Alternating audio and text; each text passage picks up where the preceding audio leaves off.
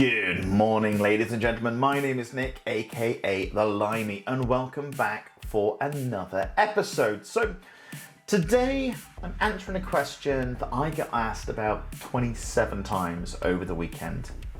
Why did you buy a PlayStation 5 if you're going to continue to play PlayStation 4 games on them? So what I've done is I've concocted a little experiment using, what else? Destiny 2. So I've been playing Destiny 2 on a PS4, on a PS4 Pro, and now on a PS5. And as I mentioned in one of my videos earlier, that in that loading screen, originally when you used to play it, I honestly could have hit go, ran out, made a cuppa, come back, and it had just been loading onto the loading screen. There's times when I'm playing with other people, I know network has a big thing to do with it, but there's times when I'm playing with other people and they've landed. They've gone and ransacked a chest or shot 3 or 4 people in the face, and I'm still loading in. So what I wanted to do was just see how much smoother and how much quicker, because it definitely feels smoother and quicker, it is on the PS5 than it is on the PS4. So that's what we're going to do. First thing I thought we could do is just, launch the game. So I'm back at the original home screens on both the PS4 and the PS5. I've cleared all the cache, I've closed the application, and I hit go.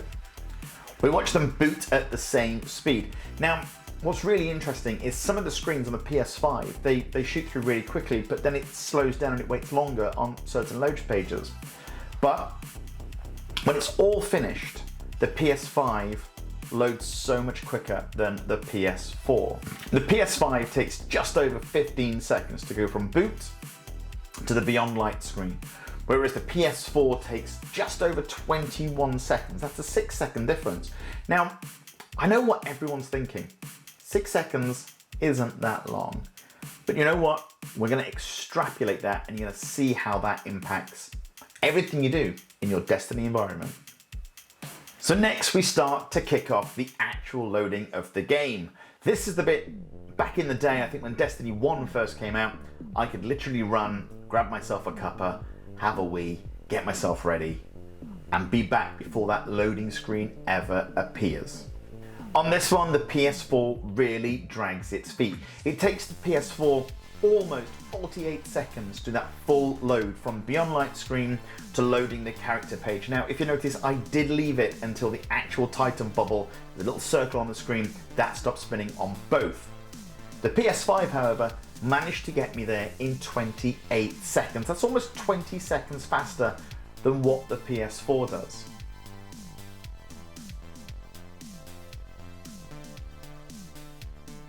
Now, as both ships finally fly into orbit and we're there, we're in the game, we're able to do something. The first thing I always end up doing is bringing up the menus. I find out what inventory I have on me. Now, I've talked about this a few times in the past, how slow on the PS4 it was to pull up your inventory. And you can just see in this comparison, when you press that button, it pops up the screen and then there's a slight delay on populating those icons, pulling that data through and being able to tell you what weapons and armor you do have equipped. The PS5 is much snappier. It's there, it's ready for you straight away. And it's the same with the quest page. Moving over, getting through those menus and pulling in, I realize it's a lot of information it's got to carry per character, per person. So pulling that information really is one of those things that you'd expect to see delays.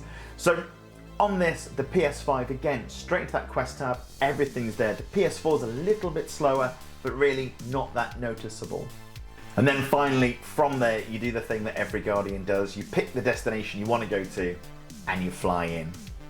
So what I wanted to see is, when you pick that destination and you want to fly in, how long does it actually take you to get from saying, okay, come on, Bungie, let's go down to the Cosmodrome, let's go see Shoreham. How much time difference is that going to make? So as we fly down to the Cosmodrome to see Shoreham, this one isn't quite so bad. The PlayStation 5 managed to get me there in around 41 seconds. The PlayStation 4, we're back to about 44, 45 seconds just to get me from where I was in orbit all the way down to see Shoreham. Now, one of the other things I always found to be a bit slow on the PS4 was when you loaded in to talk to one of the characters. You go up to Shorehand, you say, "Hey Shorehand, what's going on? Do you have any bounties for me today?" And the PS4 was always a little bit slower. Brought up the character, maybe took a while, especially if you're collecting things or you're going to see a Cryptarch. Again, there wasn't that much difference on this one in times it took between launching on the PS4 and launching on the PS5.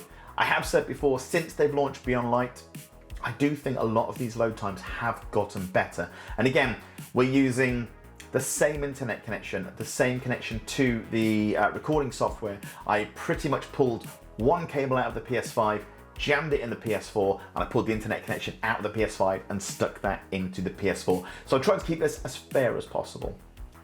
So after seeing Shorehand down on the Cosmodrome, I wanted to hop to the tower. Now the tower's always been a bit of an issue. There's a lot of things for it to load in. You've got your Postie, you've got the Cryptarch, you've got the Gunsmith, you've got Tess, you've got all of the other characters that you go and see. You've got to load all that in, plus there's up to 16 Guardians that could be hanging out there as well. They've all got to be populated, you're going to be put into that one instance with everyone else. So this has always been, for me, a bit of a slow approach. Now, in this instance, the PS4 actually outperformed the PS5. I mean, it's not massively different, but it's 3 or 4 seconds quicker than the PS5 was able to render and get me from space, from orbit, into the tower to see those people I need to see.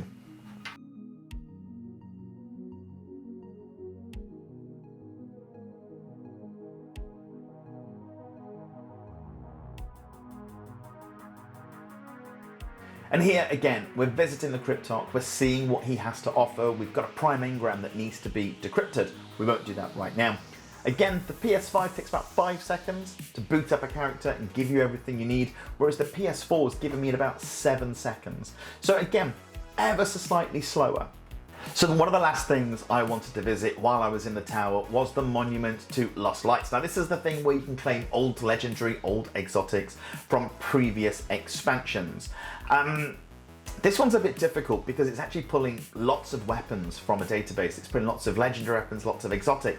But as you can see, the PS5 handles this without any problems.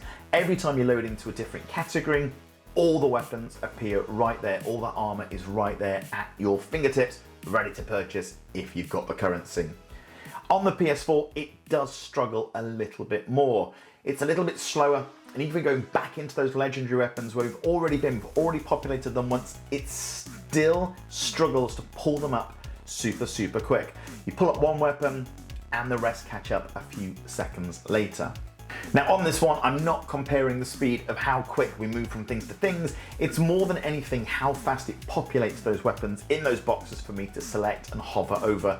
The PS4 slightly doesn't quite have the edge on this one. The PS5 pips it to the post. Now in this one, I'm doing a lot of the driving. I'm pushing some buttons, I'm moving around, and I'm not doing the same thing in both. So it isn't a fair comparison, but you can see that the PS4 just takes a little bit longer to populate those icons. So the last thing I wanted to do in the tower before I disappeared was to visit the one-horned wonder, the one and only Shaxx. Now, I stopped by Shaxx, I had a quick chat with him, but you know what? The PS5 was so much quicker in this instance. It took just over 6 seconds for me to talk to Shaxx, that's the approach, talk to him, pull up his inventory, jump out and bring the camera back to a natural state. It took 11.5 seconds for the PS4 to do exactly the same thing. So, in answer to the question, why did I spend the money to buy a PS5 when I'm going to continue playing PS4 games for now? Why did I jump on and pre-order and make sure I had that PS5 on launch day, even if it was a day late, thanks Yodel? Why did I do it? Well, just looking at how much time I've spent on Destiny alone. So Destiny 1 came out, I think, with my PS4. I bought a PS4 and I got Destiny 1 almost around the same time. I've spent over 1,700 hours just playing Destiny 1. That's 70 days of my life. That's over 2 months of pure video gaming time. I've spent just under 620 hours playing Destiny 2. Now bearing in mind that it's only recently that I've actually started doing this more full time. I've only started streaming in the last 2 weeks. Imagine what I could have done with those 2,500 hours of my life. I probably could have learned another language. I probably could have done something to better myself as an individual. But no, I stared at a screen and I played video games. And you know what? I loved every single minute of it. But imagine how much more gameplay I would have got if I was playing on a PS5 from day one. 2,500 hours on a PS5 would have probably been the same as sort of 3,000 hours playing on a PS4 or a PS4 Pro. Guys, this is just purely my point of view, my thoughts on the whole topic.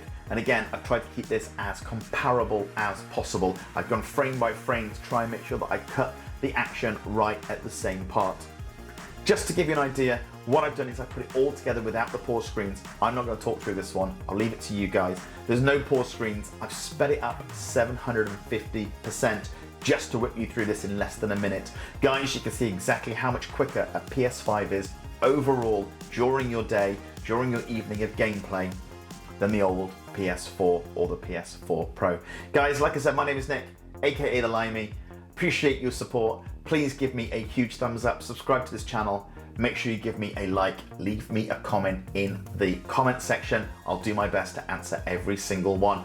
I stream a few times a week on Twitch. Check out, all the details are down below in the description, and I look forward to catching you on the next one.